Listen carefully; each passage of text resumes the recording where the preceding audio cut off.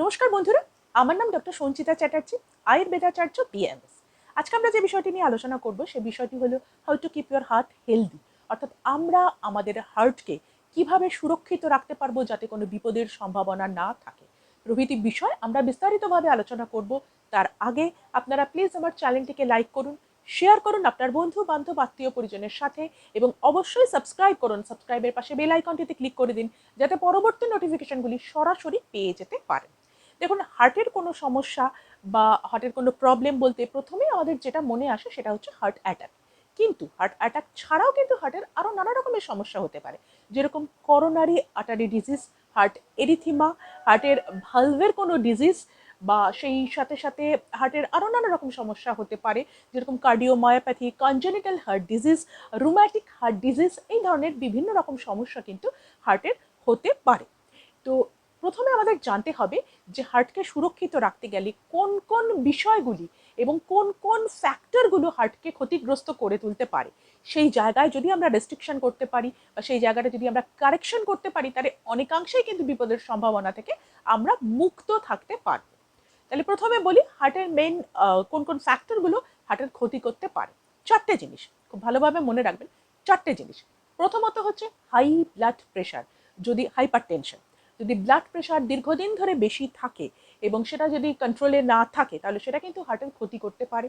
দ্বিতীয়ত হলো blood sugar যদি অতিরিক্ত মাত্রায় থাকে, হাইপার গ্লাইসেমিয়া, যেটা পরবর্তীকালে ডায়াবেটিস মেলাইটাসে পরিণত হয়, সেক্ষেত্রেও কিন্তু এটা হার্টের ক্ষতি করতে পারে। ব্লাডের মধ্যে কোলেস্টেরলের মাত্রা যদি স্বাভাবিকের থেকে বেশি থাকে, দীর্ঘদিন ধরে যদি থাকে, তাহলে সেটাও কিন্তু হার্টের ক্ষতি করে। এছাড়া অতিরিক্ত দেহের ওজন, ওবেসিটি, ওভারওয়েট, এই ওভারওয়েটও কিন্তু আমাদের বিভিন্নভাবে ক্ষতি সাধন করতে পারে।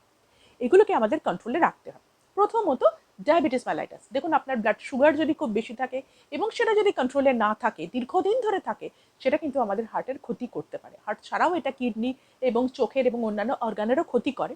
এবং অনেক সময় হার্ট অ্যাটাকের যে সিমটমসগুলো সেগুলো বোঝা যায় না যদি ডায়াবেটিস মেলাইটাস থাকে।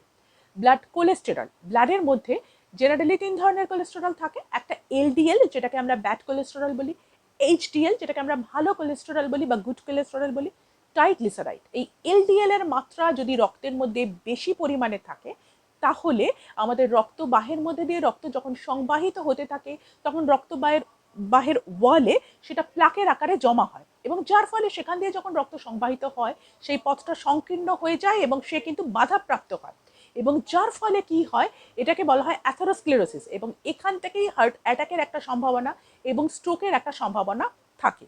কাজে এই দিকটা আমাদের খেয়াল রাখতে হবে। এবং আরেকটা হচ্ছে হাইপার টেনশন বা ব্লাড প্রেশার। আমাদের হার্ট আমাদের শরীরে একটা পাম্পের মতো কাজ করে, আমাদের শরীরে বিভিন্ন অংশে রক্ত সংবাহিত করে। এই উচ্চ রক্তচাপ কি হয়, রক্ত যখন ধমনীর মধ্যে দিয়ে সংবাহিত হয় তখন তার পার্শ্ববর্তী দেওয়ালে একটা প্রেশার ক্রিয়েট করে, সেটাকেই বলা হচ্ছে ব্লাড প্রেশার। এটা যদি অতিরিক্ত পরিমাণে থাকে তাহলে সেটাও কিন্তু নীরব ঘাতক হিসেবে, সাইলেন্ট কিলার হিসেবে কাজ করে। এবং এর সাথে সাথে দেহের ওজন যদি খুব বেশি থাকে তাহলে সেই অতিরিক্ত ওজনের জন্য hypertension, high blood sugar এবং সেই সাথে সাথে ব্লাড কোলেস্টেরল বেশি হওয়ার সম্ভাবনা থাকে এবং তার থেকে এই ধরনের যে সমস্যাগুলো সেগুলো হতে পারে। কাজে এই চারটে জিনিসকে কিন্তু অবশ্যই আমাদের কন্ট্রোলে রাখতে হবে আমাদের হার্টকে সুরক্ষিত রাখতে গেলে। এবারে বলবো কিভাবে আমরা আমাদের হার্টকে সুরক্ষিত রাখতে হবে। দেখুন, খুব বেশি কিছু কিন্তু করতে হবে না, কয়েকটা জিনিস একটু মেনটেন করতে হবে। আয়ুর্বেদ শাস্ত্রে বলা হয়েছে সঠিক আহার এবং বিহার যদি আমরা করি তাহলে কিন্তু আমরা শুধুমাত্র হার্ট ডিজিজ নয়, বিভিন্ন রকমের রোগকে আমরা কিন্তু প্রতিরোধ করতে পারবো এবং আমাদের স্প্যান অফ লাইফকে বাড়াতে পারবো। এই সঠিক আহার এবং বিহার, যেটাকে মডার্ন সায়েন্সে বলা হয় প্রপার ডায়েট এবং লাইফস্টাইল, এটাকে যদি আমরা মেনটেন করি, প্রপার ডায়েট এবং লাইফস্টাইল, তাহলে কিন্তু আমরা অনেকাংশে সুস্থ থাকতে পারবো। প্রথমে বলি ডায়েট। দেখুন, ডায়েটের ক্ষেত্রে আমরা জেনারেলি প্রথমে বলে থাকি যে ওয়েল ব্যালেন্স ডায়েট খেতে হবে, অর্থাৎ একজন মানুষের তার যে তার যে ফিজিওলজি, তার যে শারীরগত কাঠামো, তার বয়স, তার অন্যান্য কোনো সমস্যা আছে কিনা তার উপরে নির্ভর করে তার ডায়েটটা তৈরি হয়। অর্থাৎ carbohydrate, protein, fat, vitamin, mineral তার জন্য যতটা প্রয়োজন তাকে সেটা খেতে হবে। তবে সাধারণত 40 বছর বা তদূর্ধ্ব বয়সের ক্ষেত্রে, বা তার যদি কোনো হার্টের কোনো সমস্যা থাকে বা যদি কোনো ফ্যামিলি হিস্ট্রি থাকে বা হাইপার টেনশন থাকে, হাই ব্লাড সুগার থাকে, ব্লাড কোলেস্টেরল বেশি থাকে, তাহলে সেক্ষেত্রে কিন্তু fatty food, fast food, junk food বা অতিরিক্ত তেল, চর্বি, ঘি, মশলা জাতীয় খাবার, রেড মিট, অতিরিক্ত প্রসেস ফুড, অতিরিক্ত বেশি পরিমাণে সল্টি ফুড এবং সেই সাথে সাথে মিষ্টি জাতীয় খাবার, dessert item, sugary drinks, soft drinks, এগুলোকে কিন্তু রেস্ট্রিকশন করতে হবে, এগুলোকে লিমিট করতে হবে, কারণ এগুলো থেকে নানা রকমের সমস্যা হতে পারে। তাহলে এই ধরনের খাবার যেগুলো আমাদের খেতে খুব ভালো লাগে, অতিরিক্ত স্পাইসি ফুড, তেল চর্বিযুক্ত খাবার, সেগুলোকে কিন্তু এই সময় আপনাকে আস্তে আস্তে আপনার কন্ট্রোলে নিয়ে আসতে হবে। তাহলে আপনি খাবেন কি, কি ধরনের খাবার আপনি খাবেন? খাবারের মধ্যে বলবো, প্রথমে যেটা বলবো সেটা হচ্ছে বিভিন্ন ধরনের ফল, মৌসুমি ফল, অর্থাৎ যে সিজনে যে ফলগুলো পাওয়া যায়, বিশেষত ভিটামিন সি জাতীয় যে ফল, এই ধরনের ফলগুলোকে আপনি আপনার খাদ্য তালিকার মধ্যে রাখতে পারেন। ফলের রস অবশ্যই খেতে পারেন, তবে সেই ফলের রসকে কিন্তু আপনাকে বাড়িতে বানিয়ে নিতে হবে, বাড়িতে বানিয়ে সেই ফলের রস খাবেন। কারণ বাজারে যে ফলের রস পাওয়া যায়, সেই ফলের রসের মধ্যে অতিরিক্ত পরিমাণে মিষ্টি জাতীয় পদার্থ মেশানো থাকে। তো সেই জন্য বাড়িতে বানিয়ে আপনি ফলের রস খেতে পারেন। সঠিক পরিমাণে জল আপনাকে খেতে হবে এবং এর সাথে সাথে সবুজ পাতাযুক্ত বিভিন্ন ধরনের শাকসবজিকে আপনার খাদ্য তালিকার মধ্যে অবশ্যই আপনি রাখতে পারেন। Whole grains bread, whole grains pasta, তাছাড়া হচ্ছে ওটস খেতে পারেন, বার্লি খেতে পারেন, ডালিয়া খেতে পারেন, ছোলা, রাজমা, দুধ, পনির, লো ফ্যাট ডেয়ারি প্রোডাক্ট, এগুলোকে আপনি খেতে পারেন। ডিম খেতে পারেন, চিকেন খেতে পারেন। রেড মিটকে লিমিট করা উচিত, কারণ রেড মিট এই সময় খুব বেশি না খাওয়াই ভালো। তো এই ধরনের খাবারগুলোকে কিন্তু অবশ্যই আপনি আপনার খাদ্য তালিকার মধ্যে রাখতে পারেন।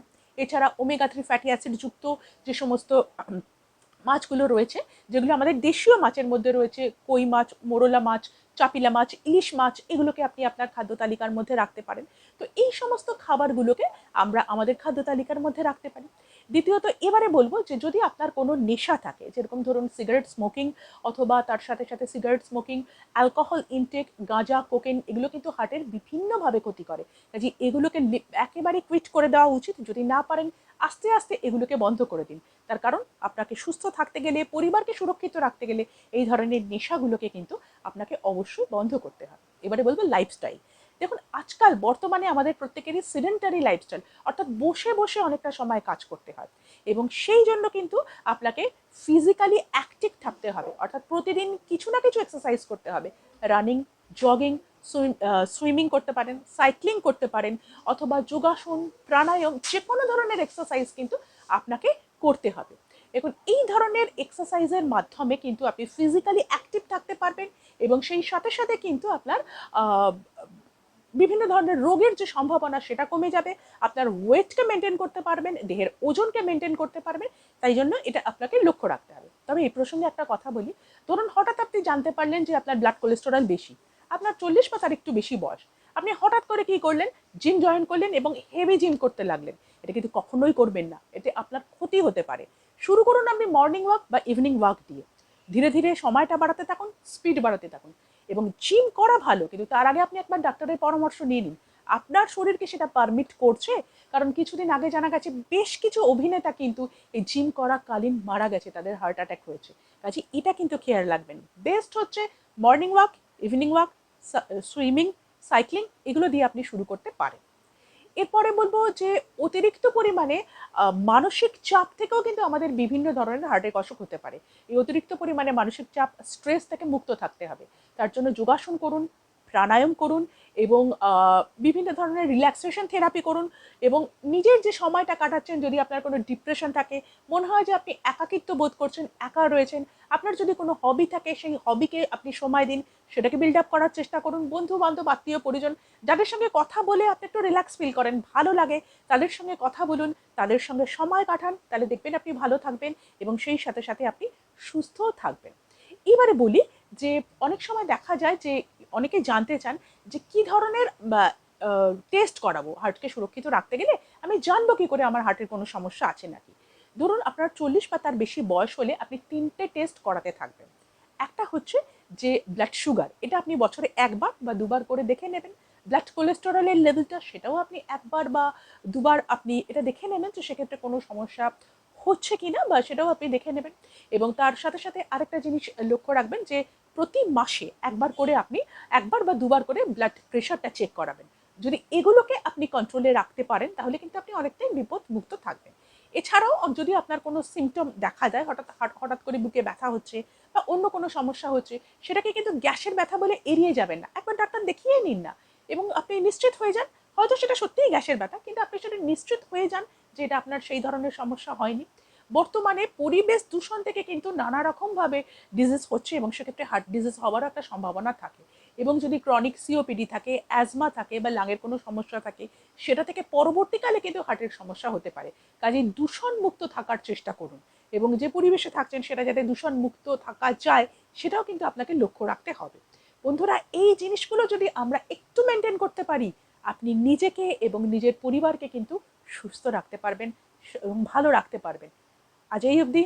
ভালো থাকবেন, সুস্থ থাকবেন। নমস্কার।